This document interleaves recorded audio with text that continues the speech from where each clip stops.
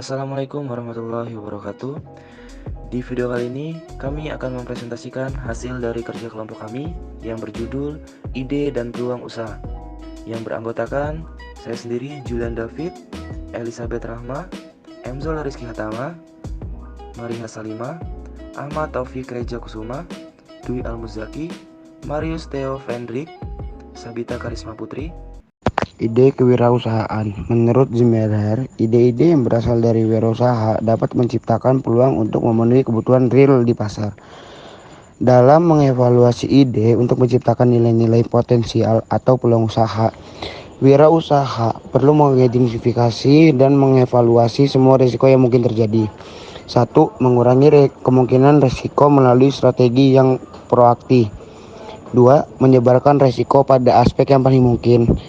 3. Mengelola risiko yang mendatangkan nilai atau manfaat. Apa itu peluang usaha? Peluang usaha adalah sebagai suatu ide yang menarik atau usulan bisnis yang kemungkinan memberi hasil bagi investor yang mampu mengambil risiko. Peluang seperti itu digambarkan oleh pelanggan yang mengarah kepada penyediaan suatu produk atau jasa oleh investor yang menciptakan atau menambah nilai bagi pembelinya atau pengguna akhir. Ada 3 resiko yang dapat dievaluasi. Yang pertama, resiko pasar atau persaingan adalah kemampuan dan kesediaan pesaing untuk mempertahankan posisinya di pasar. Yang kedua, resiko finansial adalah kegagalan yang timbul akibat ketidakcukupan dana. Yang terakhir, ada resiko teknik, adalah kegagalan dalam proses pengembangan produk. Bagaimana ide bisa menjadi peluang? Yang pertama, ide dapat digerakkan secara internal melalui perubahan cara-cara atau metode yang lebih baik untuk melayani dan memuaskan pelanggan dalam memenuhi kebutuhannya. Yang kedua, ide dapat dihasilkan dalam bentuk produk dan jasa baru. Yang ketiga, ide dapat dihasilkan dalam bentuk modifikasi pekerjaan yang dilakukan atau cara melakukan suatu pekerjaan.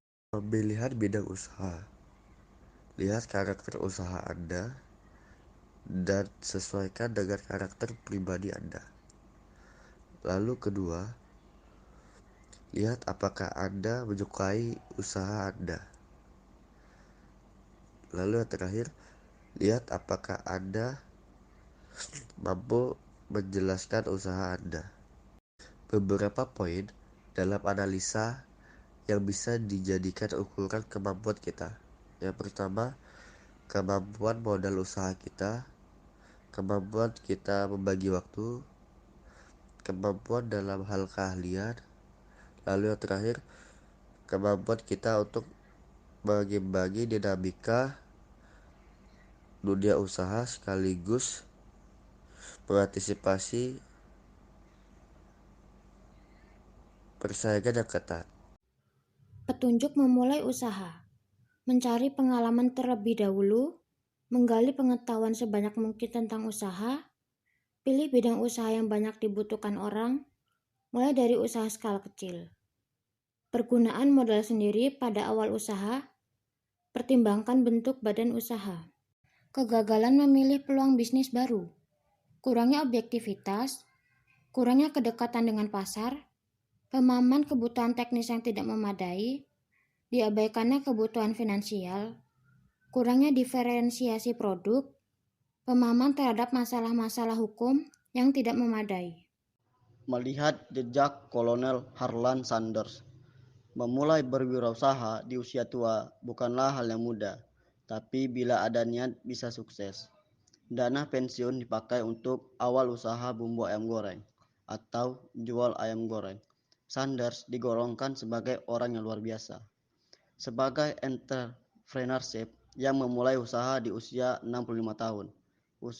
Usaha KFC-nya pada tahun 2007 di Indonesia mempunyai 307 gerai di 78 kota dan mempekerjakan 11.835 orang. Hasil penjualan setahun 1.597 triliun. Starbucks berangkat dari nol dari kiosnya yang kecil di Pig Place, nomor 1912 kota Seattle untuk mampu menjadi perusahaan raksasa di industrinya. Saat ini, Starbucks bisa dikatakan menjadi salah satu perusahaan kopi terbesar di dunia. Jumlah tokonya berkisar 17.000 di seluruh dunia. Dan jumlah tersebut sekitar 2/3-nya berlokasi di Amerika Serikat. Selebihnya menyebar di hampir 50 negara di dunia. Di luar Amerika Serikat, Starbucks memiliki cabang terbanyak di Kanada, yaitu sekitar 1.000 toko. Sedangkan di Jepang, toko mereka telah mencapai jumlah sekitar 800-an. Berternak ikan cupang. 9 tahun menggeluti ikan cupang membuat Hari Respati sangat akrab dengan ikan unik tersebut. Bahkan, dia terpilih sebagai ketua perkumpulan penggemar ikan cupang. Di kalangan penggemar dalam dan luar negeri, ikan cupang umumnya sudah mengenal Hari Respati. Ikan cupang ini terbagi atas 3 golongan, yaitu cupang hias, cupang aduan, dan cupang liar. Ikan cupang adalah salah satu ikan yang kuat bertahan hidup dalam waktu yang lama, sehingga apabila ikan tersebut ditempatkan di wadah dengan volume air yang sedikit dan tanpa adanya alat sirkulasi udara, ikan cupang ini masih dapat bertahan hidup. Esteller 77 dari warung tenda, bisnis Esteller 77 kini sudah mendunia. Siapa sangka hanya bermodalkan 1 juta bisa menjual Esteller hingga Singapura. Tentunya tak seketika itu. Bisnis keluarga ini bermula ketika Murniati Wijaja, generasi pertama perintis bisnis, memenangkan juara kompetisi memasak dengan membuat minuman tradisional Indonesia. Murniati dengan dukungan suaminya membuka restoran khusus Esteller yang diberinya nama Esteller 77.